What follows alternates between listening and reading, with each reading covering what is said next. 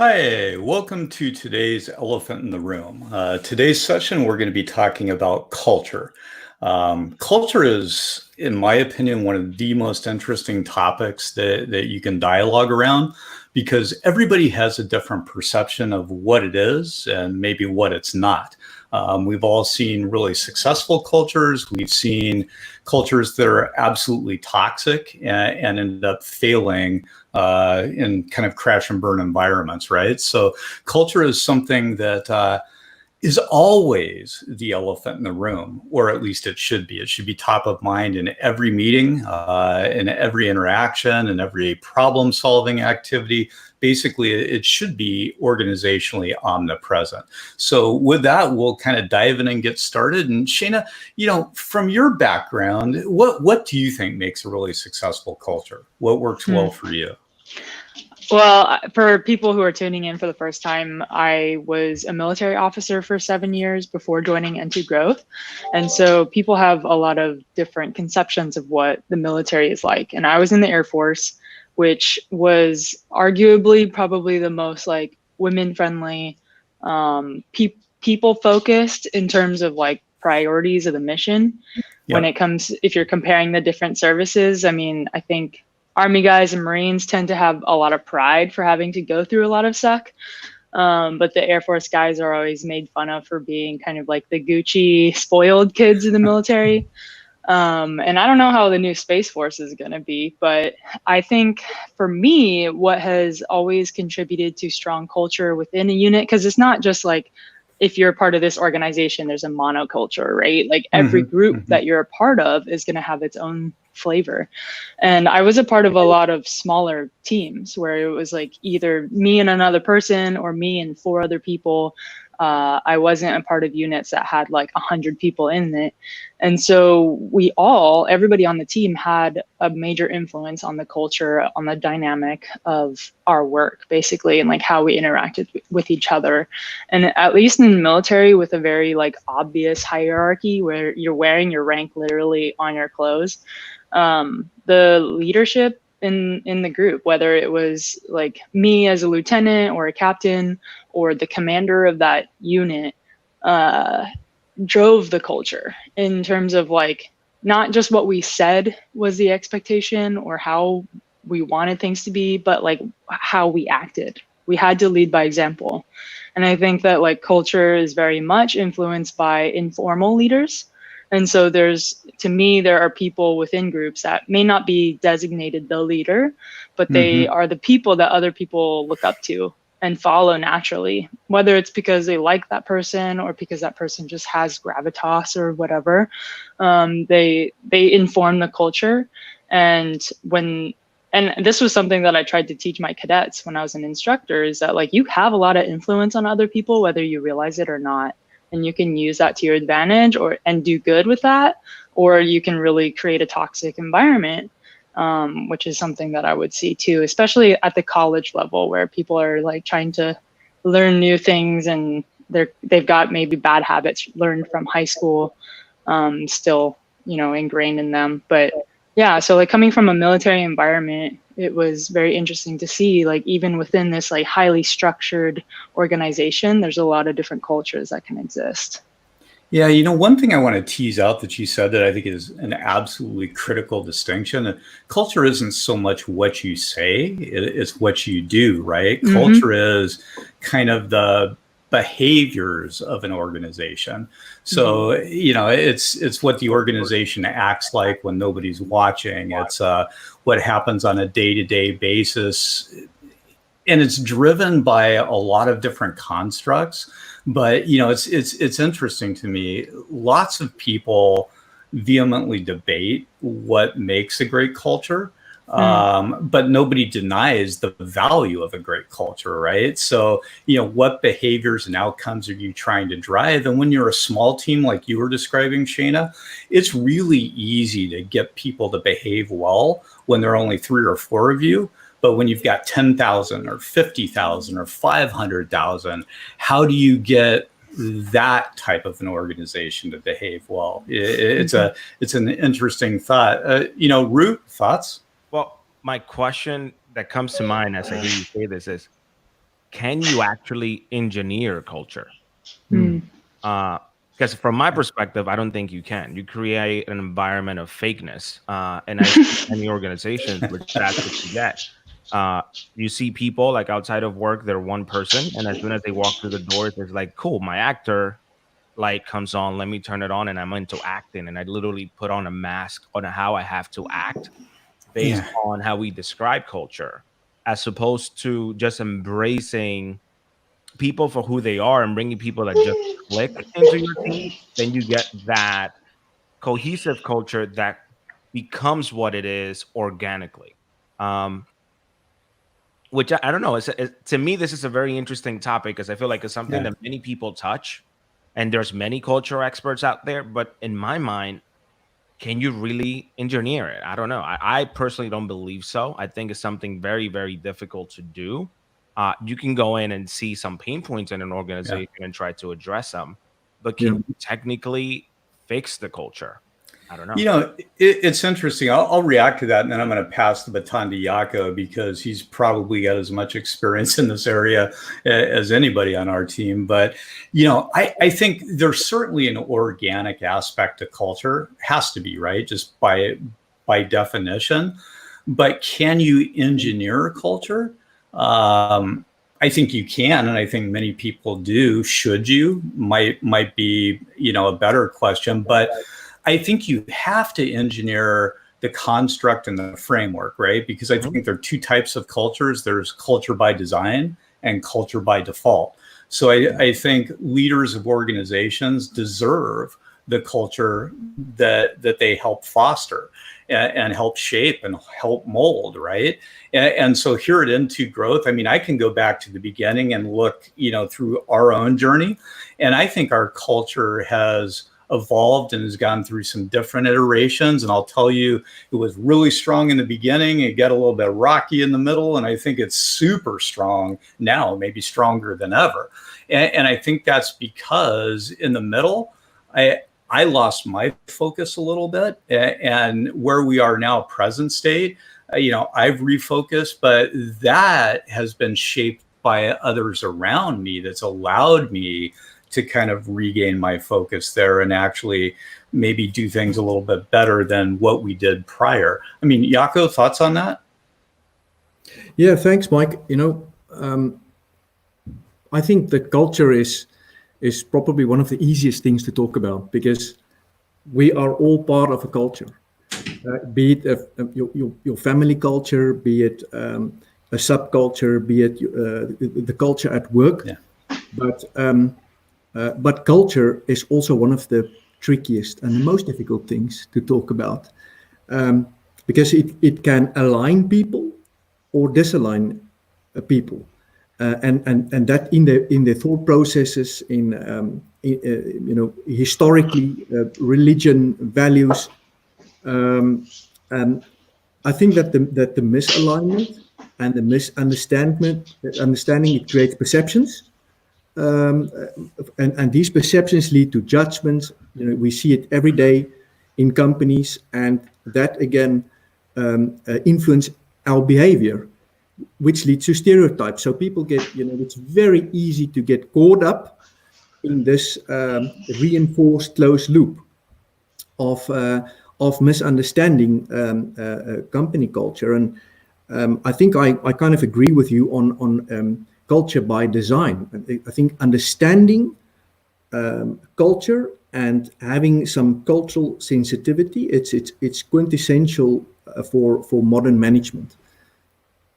Yeah, no, I think you're right. I mean, you know, Rue, you said something earlier about there's all kinds of culture experts out there. And I would actually debate that. I mean, I think when you look across organizations, across industries, or if you look at the consultants that build practices in that area, I'm shocked at how many people play in the area of culture, and I use the word play on purpose. But you know, it's not really a core discipline because, you know, culture is really hard work. It's really purposed. It's very intentional, And you can't just kind of beam in and beam out, drop some fairy dust and then right off into the sunset. Culture is an everyday kind of an activity. And, we've done culture work for some of the world's largest organizations, mid-market companies, emerging companies, and it's different and it's unique. And so it's not a one size fits all thing. And so I look at culture and, we were talking about, is culture by design or by default? Is it organic? And I'm kind of reminded of that saying that's been a nice little soundbite in recent years. Culture eats strategy for breakfast, right? I think everybody's heard that. There have been classes at Stanford taught on that theme. And I think it's a nice soundbite, and I understand the construct, but I kind of like to think as culture should be part of your strategy, right? I mean, it shouldn't be divorced from it. They should be inextricably just kind of intertwined. And so that's what makes culture interesting to me. What do you guys think about that?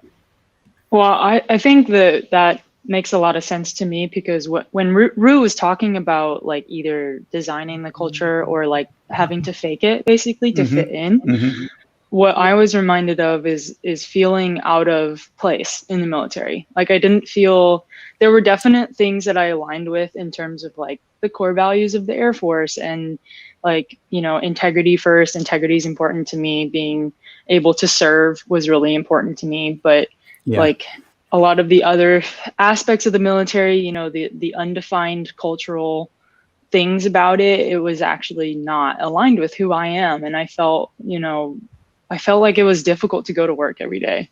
And so I think that like a big part of my personal kind of like, I guess, job search was finding a place where the culture aligned with what I wanted to be like at work, and then I didn't have to go to work and fake it. And I also think that like if you're designing culture, you have to take into consideration like what your mission is and what you're trying to accomplish so that it can be part of the strategy, because I think it depends on what you're doing. Like the culture is going to be very different in like a manufacturing plant than a creative firm that does marketing. It's like going to be pretty different just based on what they're trying to accomplish and like what the output is and like who is going to be working there. So I think you just have to be, it isn't a one size fits all. You have to be very intentional about it. Interesting. Yeah. Because you mentioned the word. I'm kind of reminded. Oh, go ahead, Ru. No, I was just going to say, you mentioned the word who's going to be working there. And that got me to think of the dynamic of this new generation that's entered and about to enter the workforce, that we have a very different approach to life. And I think technology has influenced that a whole lot. So what happens to culture now? What happens to culture in the digital world? Because I know to my mom, and I use her as an example, she believes I'm more disconnected than ever because I'm always on my phone or I used to play video games. But the truth of the matter is, for me, I'm probably more connected than she ever was with her friends because I have access to them every second of the day. Now my hangout is literally sitting in front of a PlayStation 4 with high school friends playing, but we're literally talking about life. Yes, I can leave my living room to do that. And yes, I'm in my 30s doing this, but that has become my new normal. So how does this translate to the workplace and this new generation coming into this new standard of work, if we want to call it that? What happens to culture then? Well, you can't really tell too many people you have to fit this mold. Like it's hard to put people in a mold nowadays. It's interesting. I don't think in terms of molds necessarily, because I think when you look at a really vibrant, rich, robust culture, there's lots of individuals that come together to make that up. And if you try and kind of take everybody and treat them like a square peg that you're trying to pound into a round hole, it's kind of an exercise in frivolity. It just won't work.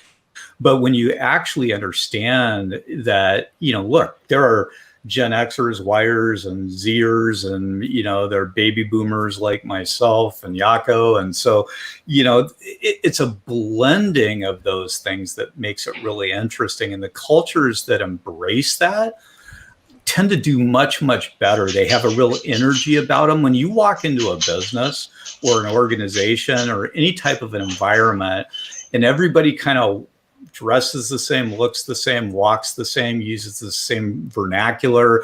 I mean, it's almost like rigor mortis is already set in. I mean, they're in a downward spiral and maybe don't even realize it yet. But you can walk in to an organization or engage with an organization, and you can sense the energy, and the energy comes from that diversity. So I think cultures change, right? I mentioned it earlier when we started here.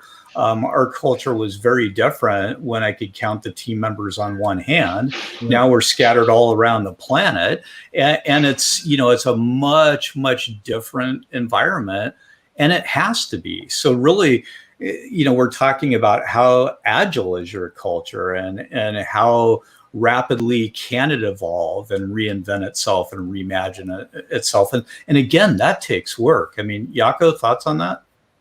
Yeah, no, I agree. I was thinking about when you just explained your view on how it changed. One of the other aspects I think which really catapulted culture into a very hot topic also these days is the corporate failures we had and that we've witnessed over the last maybe decade. I can think of maybe the last 7-8 years. We had the Dieselgate in Europe, which also had a huge impact in the US, with their profits dropped. Meaning that there's also a lot of people who kind of do not want to work with these companies anymore. We had the bad mortgages being sold by the Bank of America, the Panama Papers. There was this push to fix it with more corporate governance, but it just turned out that that's not really the answer. And the answer really is I think a transparent corporate culture, introducing a corporate moral compass, and it has a huge impact. Shana just mentioned, the type of company she would like to work with. It introduces some really challenges to companies, the way that they manage their corporate culture, and the type of people that attracts to their companies. Yeah, we were in another live stream a couple of weeks back, and we were talking about the low switching costs for employees going forward, right? I mean, it's going to be much, much easier for them to change their jobs, change their roles, change their organizations, because the switching costs are just, very much. Yeah, very, very low. There's no real barrier to movement.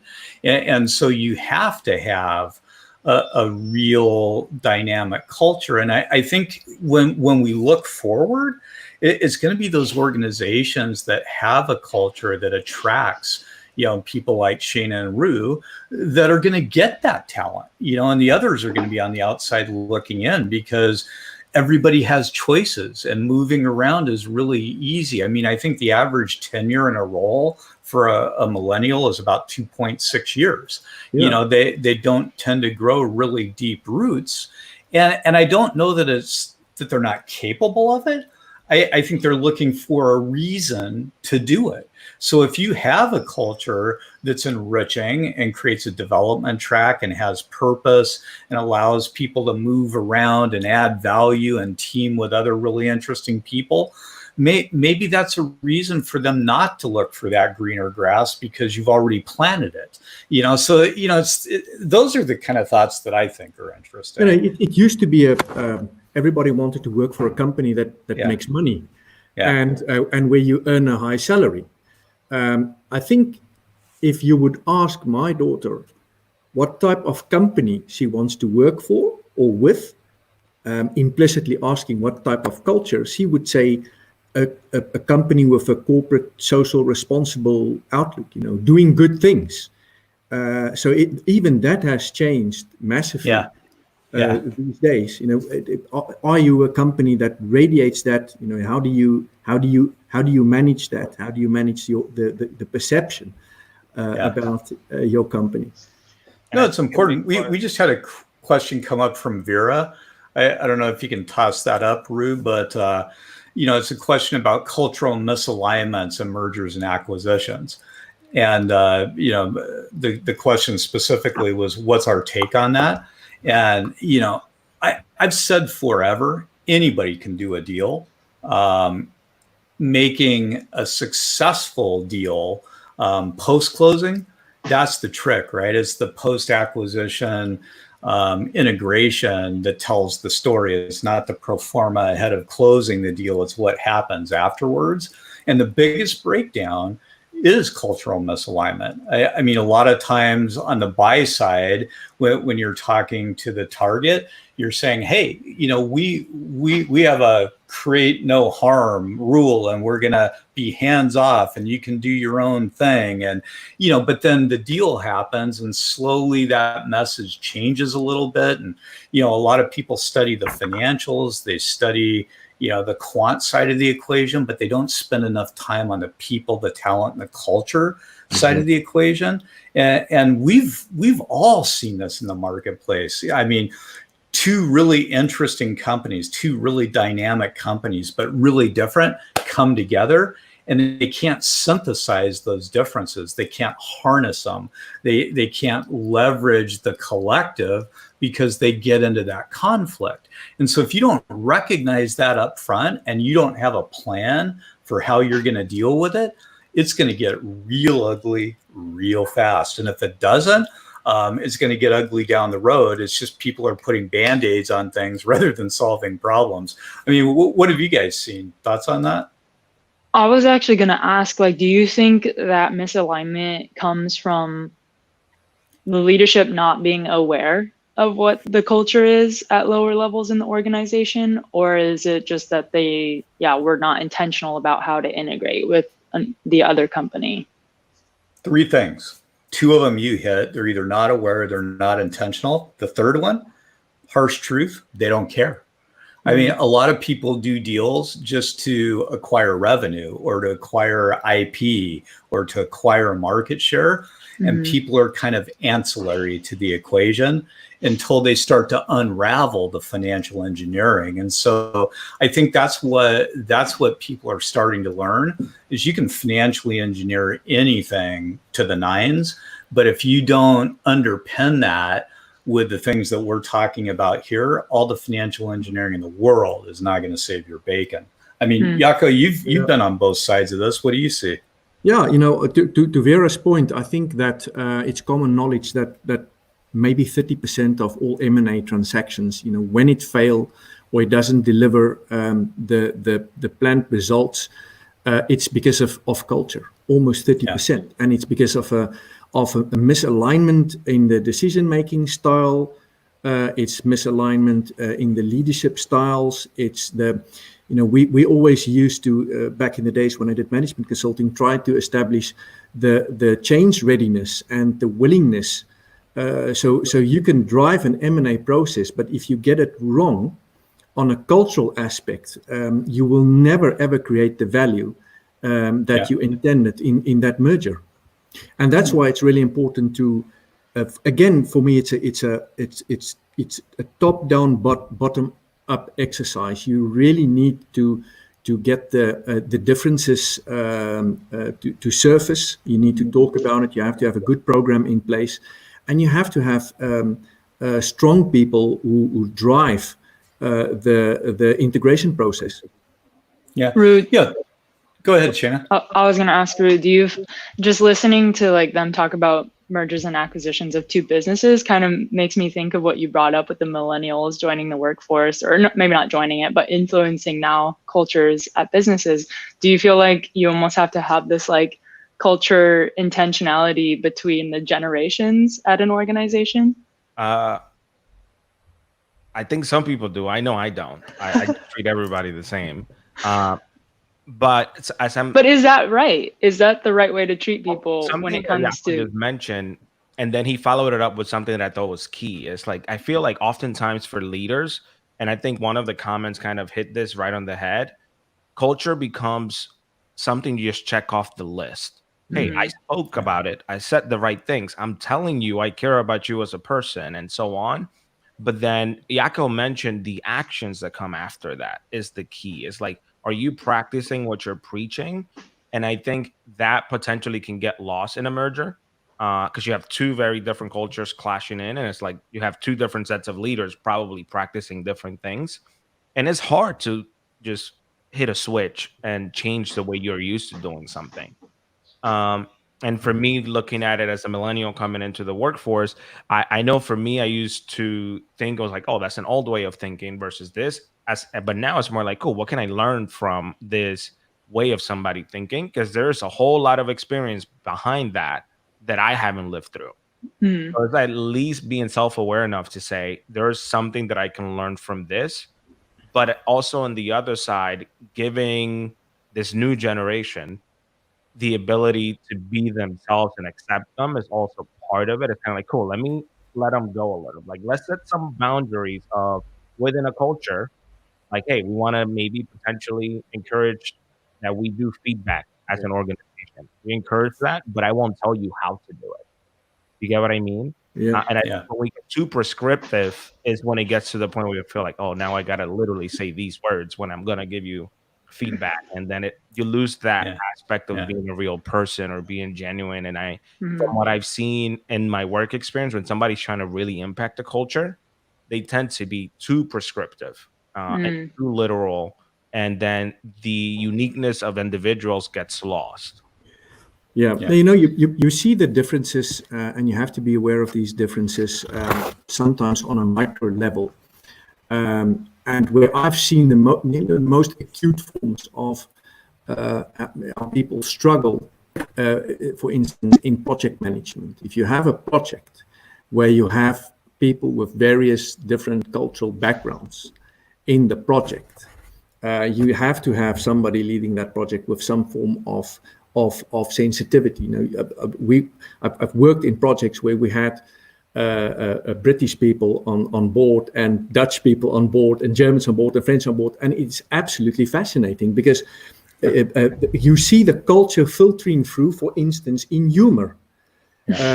Now, being ex-South African, I'm quite close to a British humor, which is sometimes a bit dry and iconic. But adapting to the Dutch way of humor is very different, because they're extremely direct, they're very blunt. You know, they would poke fun of others, where in general people would think, you know, the Germans, for instance, have no humor, but of course they do. Humor is a very serious thing in Germany. So, even on a project level, again, I'm coming back to the sensitivity, is creating a space for people to feel safe and comfortable, to be authentic, which also means that people tolerate the differences and the cultural differences and value them, because that's actually where you want to go in a project. Is that the differences strengthens and enhances the qualities within the project. You know, those are all really interesting points. And I think it comes back to recognizing that every organization has a culture, right? But do they have the culture they want, the culture they need, the culture they're stretching for, or the culture they're stuck with, right? But a culture exists everywhere. And I think, you know, you were talking about project management or you know, Rue was talking about too prescriptive. So I'll give you an example. You know, in some organizations, you come in and you're trained to do a job, right? You're told how to do a job. And in other cultures, you're kind of like, okay, here's the North Star, here's the outcome. You figure out how to get there. And if you need resources or help, let me know and I'll come alongside of you. But one's very prescriptive and one's not. they both can work. There are pros and cons to them, but in every organization, some people need a little bit more direction, and some people, you don't want to shackle them with direction. You want to let them loose and let them run. And so as an organization, it gets back to really being able to define the outcomes, right? Because if we look at what culture is, really it's a defined set of behaviors that are aligned and desired outcomes that are aligned back to values. But here's where a lot of organizations drop the ball, right? They do the value part, and then they just assume, okay, we're going to frame it, we're going to put it on the wall, we'll give everybody a copy, job is done, check the box, move on. And that's the beginning of the journey, not the end of it, right? You have to operationalize those values, make sure that they follow through into behaviors that drive the outcomes. And if you've got people aligned around that, you can have lots of diversity, lots of different opinion of thought, lots of different ways of getting things done. You don't have to be overly prescriptive, because the culture embraces those things. But the problem, that we've been dancing around here is that culture, by definition, is pretty easy to define. In reality, it's very difficult to operationalize. And most people, if you ask somebody define culture or define your culture, you get these really squishy, ambiguous points of rhetoric, right? They can wax eloquent for, 60 seconds or 2 or 3 minutes. But, if you're kind of looking for, hey, where's the beef? Where's the substance here? It doesn't exist because they haven't defined it. Yeah. I think that culture is, sorry, Shaina, you want to go? Go ahead. No, you can go ahead. No, I wanted to tell you a little anecdote to make the point that, you talked about learning and unlearning. I missed that one last week. And the question really is, how is it possible to unlearn some cultural sensitivities, which just part of your baggage. When I came to Europe in a long time ago, I sat next to one of the board members of a big international company, and I was just 27 then. And we started to talk, and he asked me, what are you going to do? And I said, I'm going to work in the Netherlands. And what are you doing? And he said, yeah, I'm one of the board members of Oracle. And I said, Oracle, never heard of. And that's where the discussion really started. Coming from a very monoculture, I would almost say hierarchical, male-dominated. And this guy dealt a lot within Europe and especially in the Netherlands. And he said to me something I will never forget, and which I learned later on. He said, one of the things that you will notice, you're going to live in the Netherlands, is the Dutch always have an opinion on everything, even though they know nothing about it. And this is something talking about cultural differences which you need to learn. Be it from a business perspective, product management perspective. And I learned it the hard way being in a project where, coming from a hierarchical background, and you have a project lead and there's a difficult question or something being discussed, I would listen and let the project lead go. So at a certain point, he took me aside and he asked, is there something wrong? And I said, why? He said, because you're so quiet. I said, well, you've already said it. And now I'm making the link back to the board member in the plane. He said, I expect if you don't say anything, we think you don't have an opinion or you're stupid. And it's again very much ingrained. So what would be less polite, for instance, in a British culture or a South African culture, would be valued very, very differently in another culture, for instance, in a more open culture like the Dutch. Yeah. As Mike was talking, I was thinking about this tour. I went on a studio tour I think it was 2 years ago now. And I was still in the Air Force then, so going into a work environment, in a civilian organization was brand new to me. And I noticed that there were like video game areas in this studio because they were catering to millennials, you know, and I've read articles about companies putting in like pool tables and beer taps and all that kind of stuff so that like millennials are more motivated or more comfortable or something in those environments. And at first I was like, oh, that's really cool. And I was talking to the person that was giving us this tour because it was actually just a friend of ours who works there. And she was like, yeah, but like no one uses them. And I was just like, oh, that's kind of weird. Like they have on every floor this like video game area that's got couches and a nice TV and like every kind of console, Xbox, Nintendo, whatever, but nobody uses them. And so it's just like, to me, the message was like, we want to seem like we have this fun, cool, creative culture, but then the reality is no one has time to use it. Or they don't feel like they have the permission, maybe they aren't actually enabled to fully use that environment. And so to me, that was like a very clear message that the culture is a little bit not authentic there, you know, like it wasn't true to what they were doing, which was working everybody really hard.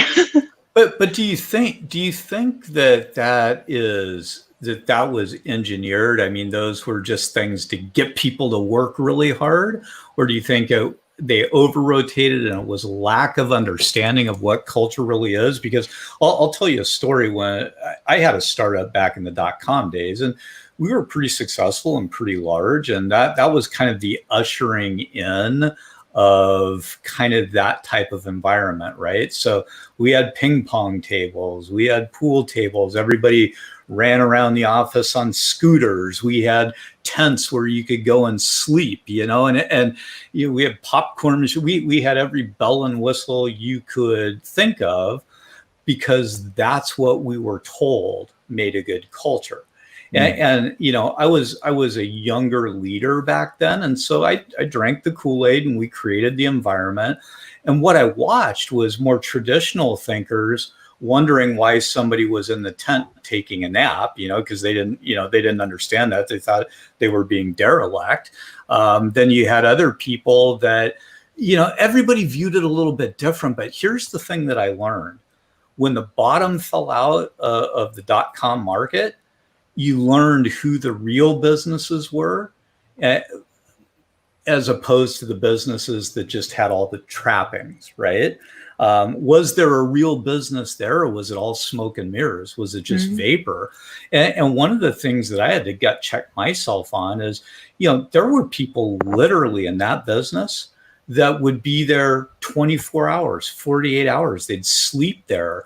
You know, they would gather socially there. And, you know, at first I thought, wow, we've created this really special thing. But then I had to push back and I had to say, hey, you know, you need to go home. You need to get out of here. You've got a family, you know, and it actually was not a healthy thing, right? But everybody drank the Kool-Aid. And I think we see a lot of that in Silicon Valley and some of these tech campuses, you know, thousands and thousands and thousands of dollars per employee spend on quote unquote culture. But is it really, you know, is it really culture? Yeah. Thoughts on that? Because this creates this dynamic of this time we find ourselves in right now, where there's a large percentage of the workforce working remotely. And now this is anecdotal, but a lot of my friends, it's interesting to hear, now that they find themselves working remotely and they're working from home, they're working harder than they ever did before, which is very weird. The fact that they don't have somebody looking over their shoulder, that they now feel like they have something to prove, to make sure that people know that they're getting work done.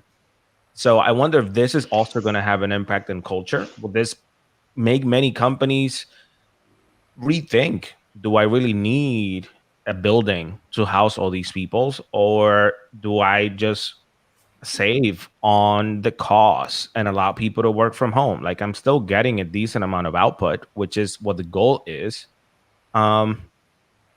And I know for me, this is something I've always appreciated, but I'm not sure if every person aligns with that, where they feel more comfortable working at home or creating their own work environment so that they can be the most effective.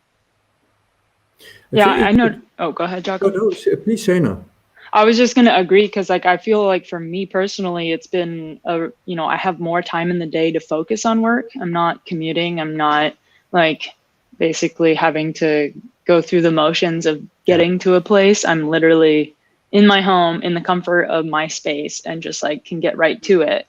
And so I've felt like I've been able to basically like work longer but more comfortably at the same time. I think, Ro, I'm trying to think the dynamics behind what you're describing at the moment.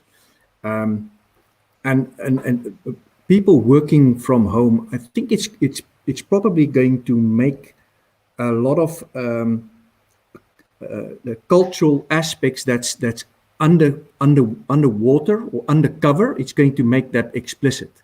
If you look at companies, there's the ways people think things are being done, and then there's the way that it's really being done, and that's the kind of cultural attributes that's under the surface, and that's being made explicit by changing the dynamics of people having to work from home without a boss looking over their shoulder. So the perceptions is going to change. It's going to surface. I think some unwritten rules is surfacing, and it's really changing the perception of management. The way that they think a company should be run, and the basis, the cultural basis of which decisions is being made and people are being valued. It's changing radically in this new situation that we're facing. Yeah, I've evolved my thinking so much on this topic over the years, because I grew up under the mantra, if you can't measure it, you can't manage it, and everything was measured and everything was managed. And I guess, when you've been around as long as I have, you've seen all of these trends come and go, only to come again, name something differently, right? And so we can look at, what was management, and it became performance management, and there was MBOs and KPIs and OKRs, and everybody's focused now it's people analytics or talent analytics, right? Everybody's putting a different wrapper on these things, and my mind is in a totally different place. There are things that I do believe need to be managed, but those are more processes. I'm coming to the conclusion that I don't want to manage people, and if I've hired well, led well, created the right culture, people will manage themselves. And that's indicative of what we've been talking about here. Shane and Rue, you guys are remote and you're working and you work hard and you drive good outcomes. It's because there's some value alignment, there's an understanding of what the outcomes are, there's a healthy culture. But you don't need somebody beaming into your world asking you, did you do A, B, C, D, or E, right? And so where my mind is I'm looking for things to lead. I'm looking for things to develop. I'm available for mentoring and coaching, but I don't want to manage anybody. And I think we have organizations out there that have layers and layers and layers of management. And when I look at these organizations, I kind of scratch my head and wonder, what are they managing and why? And is it productive? And is that a sign of an unhealthy culture? I mean, my mind just kind of goes to interesting places on this topic. What do you guys think about that? To me, what comes to mind is communication and the impact it has on a culture. But also when you have certain unwritten rules about communication, like who can talk to who, right? Like if there's a hierarchy, it's like, I can't go direct to that person. I have to talk to this person first. That becomes a barrier basically to efficiency. And so like, depending on the organizational structure, like communication can actually, I think, take the part of management in a lot of areas. Yeah. I'm done with, the matrix. I'm done with hierarchies. I mean, I'm thinking of loose collaborative networks, right?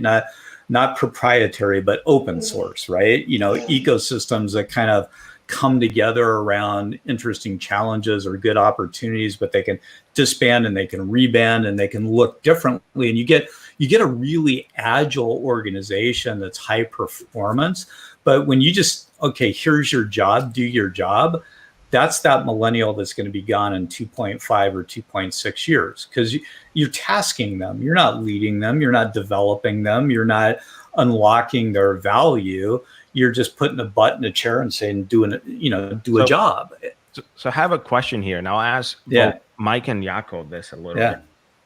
Then as a leader, how do you create this balance? Because yes, you do have individuals that will come in and are fairly independent. They'll come and drive on their own. They can manage themselves. But that's not everyone you will find in an organization. You will have these people that sometimes do need to be prescribed. I need to do A at 10 a.m., B at 10:30, and so on. So how do you create this balance in order to have this successful culture? Or are we saying that in many ways we need to say, this is the culture here, so we need to attract this type of people, and then individuals that don't fit, while it may suck, they need to go find a place where they do fit in the culture, where everything is more prescribed? Or do you need to create a balance? Jaco, you want to answer that one? Yeah. Then you can think, because that's a very difficult question. I think it's both and. If I look at companies, the companies I worked for as a management consultant, obviously these companies, there's no such a thing as cultural neutrality. Every company has some culture. It's sometimes being influenced heavily by the way that the company was created, by a specific leader. Think, for instance, think of Steve Jobs, think Elon Musk. So they have a huge impact on the culture. So obviously there's some form of a company culture, but it's about the balance and being open for that culture to be influenced from the outside. And the way a culture is being influenced is really by the type of people that it attracts. Unfortunately, sometimes a specific culture also attracts specific employees. That's why the question of era is so interesting when you get yourself in an M&A situation. I mean, who don't want to work for Tesla at the moment? Because it just has this fantastic, irradiates this culture of hardworking, being fun, challenging, and kind of hunting away a talent from other competitors. So in a sense, I think a good leader will try to find a balance between leading the way and radiating the company culture or the corporate culture, but also being sensitive and open for outside influences. Yeah. What do you think, Mike? I concur with a lot of that, Jaco. I think for me, what's interesting is, and we've seen it here, you folks have all seen this with some of our teammates. I mean, when we bring somebody through the door, is because there's value alignment, right? But it's got to be more than that. It's okay. That's the foundation. Now we have to layer on the actions, the behaviors, and the outcomes. And I think, we've moved people around and we've given some folks 2, 3, 4 cracks at things because we like them as a human being, and maybe they weren't in the right place, initially. So we moved them over here, and we moved them over there, and we moved them over here. And what you want to be careful of is you just don't want to make your problem somebody else's problem. You want to try and solve the problem, right? So you have to figure out, did we miss on the values, or was there something there that didn't work? But ultimately, I get people all the time that ask me, they say, Mike, how do we find leaders? And I'm like, you don't have to find them. They make themselves known. Look at the people that are driving outcomes. Look at the people that are challenging, paradigms. Look at the people that arrive early and stay late. Look at the people that lead by example. So I think in an organization where you have a strong culture, you will try and help somebody succeed. But if we can't help them succeed, we have to let them go succeed someplace else, right? Because they're just not a fit here. So I think there's an element of empathy and compassion, trying to figure out how to strengthen your environment by getting, by putting somebody in a place where they can thrive. But if you can't find that, you owe it to everybody else to help them find it someplace else. And so I think, it would be nice to make everybody fit, but not everybody will. Hey, I'm curious. I've got a question for you guys. Who's in charge of culture around here at Into Growth? Who's in charge of culture? Question. I am. At Into Growth. I think everybody is in some. Bingo. Yeah. Yeah. I think that's right. I like the answer of Jacqueline, basically answering your question too, Rose. She said that's why you hire well. I think sometimes you hire for similarities and to strengthen, but you also hire for differences. So the hiring policy and the way that you set up your recruitment is very, very much linked to the type of culture which you want to nurture within your company or where you're growing at. I agree with that, but what happens once you get too big? And what I mean by that, it gets to the point that the person who initiated this culture, even if we take the example of a Tesla who's becoming a massive organization, how do we know that the people hiring as you go down a few tiers still embrace the same culture and they have the right filters to vet someone to make sure they fit the culture? I think that oftentimes happens in larger organizations. And like you mentioned, Shayna, you went to a studio, and like coming from a big tech company, I've seen this where the work environment looks amazing. And probably when it was a startup and you have maybe 100 employees, everybody was playing video games. Everybody was involved. And there was no time clocks. You get what I mean? Like everybody came in and worked. But once you get to this point where you're getting into the hundreds of people and the person that is now hiring wasn't there at the beginning, are they truly the best person to be a judge of character for someone that's going to fit the culture? Or is that when you start to lose it?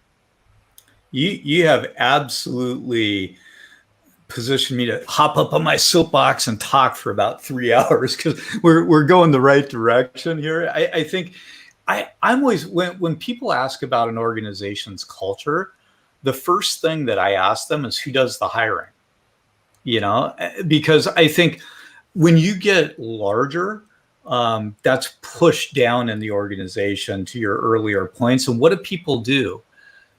They screen as opposed to diligence. And there's a big difference, right? I think when you're screening to filter people out because the resume looks a certain way, or a keyword isn't optimized, or you saw that they moved positions too quickly, or maybe they're from a different country, so you worry about their ability to be a good communicator because, well, they have an accent. I mean, you're screening, filtering, but you're not diligencing. You're not getting to the why. It's like, well, why do they move? And I don't care if they have an accent. I've met people that are deaf, that have stutters, that have heavy accents, that are brilliant communicators. I mean, but if you don't look for that, if you're not trying to understand that, you're not going to make the right hires. So these organizations get a lot of bloat because they're looking for people that all kind of are similar to one another. And to the points that we've been making all morning, similarities don't scale an organization, differences do. Exactly, and that's the big issue I have with job descriptions, Mike. Mm-hmm. I think that if I could recreate a different world, I would just like to not work with job descriptions, but when I talk to boards, when they hire, I would rather not discuss the job description, but discuss the culture, discuss where they want to go with this function. How does it fit into the strategy of the company, into the vision of the company, and then get a feeling of the type of personality that's going to fit and bring the job from A to B. What you see with job descriptions, that it is really putting that filter, which you're just talking about now, putting that filter in, and that's when you start hiring more of the same, which is not conducive really for the business. Yeah, you guys hear me talk about this all the time, right? You know, we don't sling resumes for a living. We provide what? Insights, guidance, and counsel.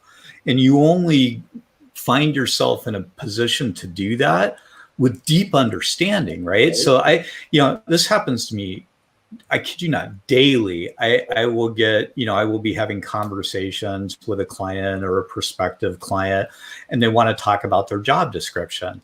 And I will politely listen, and I'll ask a few questions, but I get by that as quick as I can. Get it out of the way. Because I don't care.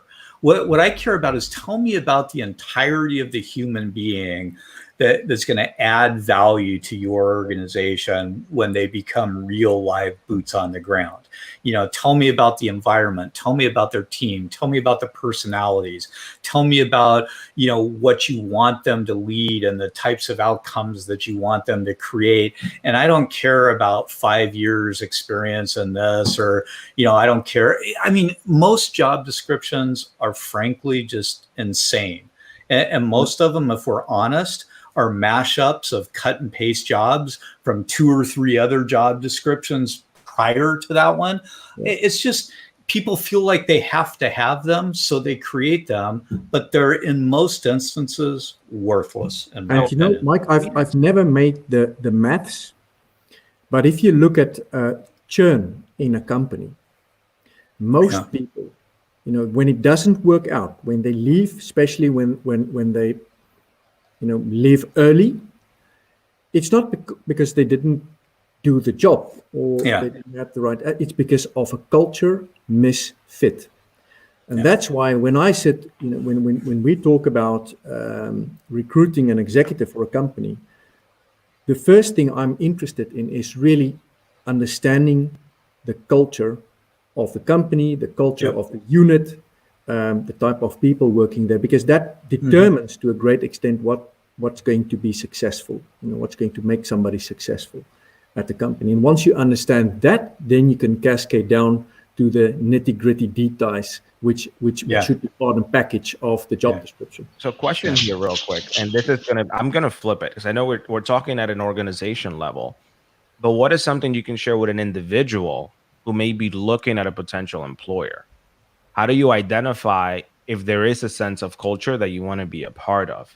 Because I think you can also view it from the other end. A company can create a great illusion as to what the culture is, and then you come in and you're like, oh, this is not what you sold me on. Yeah. I think there's a big correlation between, if you look at personality types and organizational types. And this is maybe a very interesting discussion for a topic, for one of our future topics. Yeah. But if you look at if you would color code personalities and you would color code organizations, there's a big correlation. If I take myself, I'm a kind of a teamy, green, orange, yellow type of person. I like to challenge. I like to win. If you put me in the context of a hierarchical, red, color-coded organization, it is a mismatch par excellence, and it's not going to work. So that is what I'm looking for. If I may answer it, in a very short way, is try to find the correlations between the personality types, personality dynamics, and the way an organization operates. And I'm, there's a lot of attributes that correlates with each other. If you can pressure those points, if you can connect the dots, then you make, I think, successful matches. Then you get people on positions where they really contribute value. Yeah, I'll piggyback on that a little bit, because I think people get real myopic when they look at a potential move or job or company change. And I think, what you do is vocation, right? And I think everybody wants to find nirvana. They want to find that place where, they just kind of float into work in the morning and everything's warm and fuzzy and it meets all their emotional needs and economic needs and philosophical needs. And, newsflash, that doesn't exist anywhere. I mean, I've started businesses, bought businesses, sold businesses. I've been, in leadership roles outside of business, and there is no nirvana. And so I think what you have to understand is who you are as a human being and what matters in life and what role work is going to play in that bigger picture. Then you can make a really good selection. So, if work is kind of a means to an end, you just want a 9 to 5 plug in, punch the clock, that's okay. There are a lot of people like that. There are people out there where work actually defines who they are as a human being, right? And they wouldn't know what to do if they weren't working 24/7. There are people at points in between. But I think if you look at, what I looked at way back in the day when I looked at organizations is, how would I feel about, my wife and kids' thoughts about this place? Would they be proud that I'm there? And would they be proud of the mission of that organization? Would I feel good about being there? Would I feel better as a human being about being there? Did I like the people? Do I see working with them for a long period of time? I mean, I was less interested in maximizing W-2. I was less interested in the, time horizon for the liquidity event. I mean, businesses today, many businesses are born to exit. I mean, they're talking about their exit before they even talk about, what their business really is. They're just engineered for that purpose, right? And so find a place where you as a human being will want to go to work. You may not always enjoy work. It's called work for a reason. It's hard. If you can enjoy elements of it, fantastic. If it plays to your strengths, great. If it teaches you some things along the way, marvelous. But you're not going to find nirvana. Stop looking for it. Find a group of people with a shared value set where you can apply your areas of giftedness to achieve something meaningful. And that's the culture that you go looking for. Yeah, I concur. I mean, I think when I've only looked for one job out of the military. I was told what to do in the military. And then once I left, N2 Growth seemed like the best place for me because I was able to ask questions about like what my life would look like because I knew what I was looking for. I knew I needed flexibility. I knew I needed to be a part of a small team because I was used to being parts of small teams buried in huge organizations. So I was looking for a small company to be a part of where I knew I could have more fingerprints on things. And they were just aspects of work that I knew was important to me. And then I saw it at N2 Growth. And that made it a clear, like I didn't have to meet anybody at N2 Growth to feel like this was the place for me. I talked to Tony, I talked to Dan Myatt, and then I was like, let's do this. I didn't have to go in and meet everybody who was already part of the team because I was able to build that trust with them. It's interesting. I interviewed everybody that came to work here in the early days, right? It was just part of what I did. Now I don't talk to people until I'm, somewhere on their transition journey, right?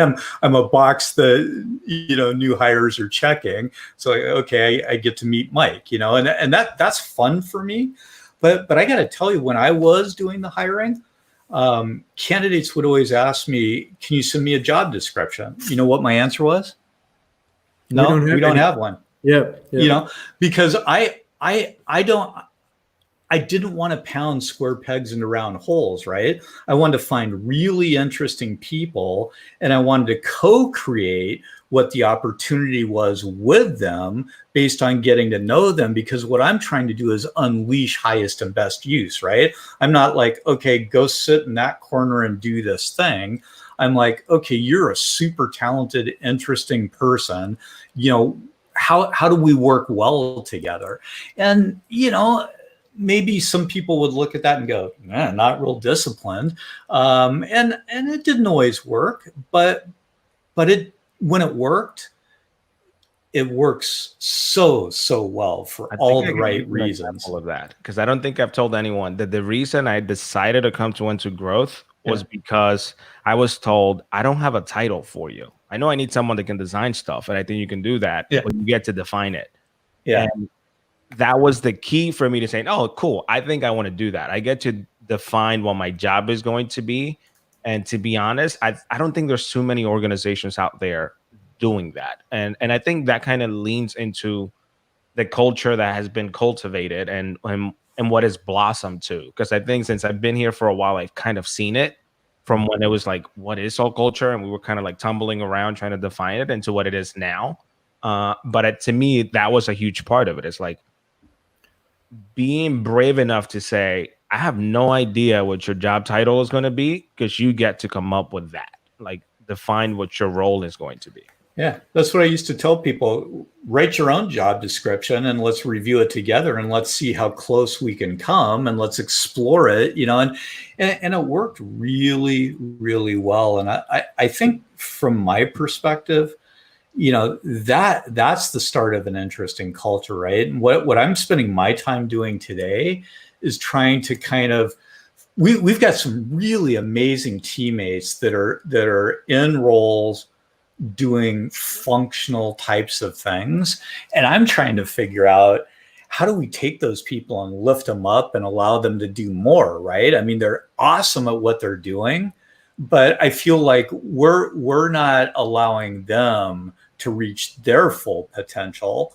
And so for me, I'm just wandering around all the time mentally saying, hey, this person is killing it. Could they be killing it over here or over here? Would they, retention to me is just a matter of keeping people challenged and productive, allowing them to feel safe, allowing them to feel like they have a future here. And that doesn't come from just doing one thing over and over and over again. I don't know. Thoughts on that, Jaco? My concluding thoughts, Mike, would be the challenge for a company like us is to keep the agility, which is at this stage very much part and parcel of our company culture, and to stick and keep close to that as we grow. And I mean, there's definitely challenges. If I look at the growth pace we have, for instance, in the EMEA region, and new people coming on board, staying close to that core values and DNA that makes us very agile as a company, and staying away from becoming another corporate. Yeah. Not crossing over to the dark side. Exactly. Stay on the bright side. Well, hey, that's probably a great place to wrap it up. Rue, you want to close us out, sir? Sure, I can do that. Thanks everybody who joined us today. If you haven't yet, please subscribe or share it if you find any value in today's conversation. And join us again next Tuesday for another Elephant in the Room. And also every weekday at 11 a.m. Eastern, we have conversations like this with a different set of people from within our company, all super bright and smart, and just as engaging of conversations. All right. Have a great day, everybody. Bye-bye. Yeah.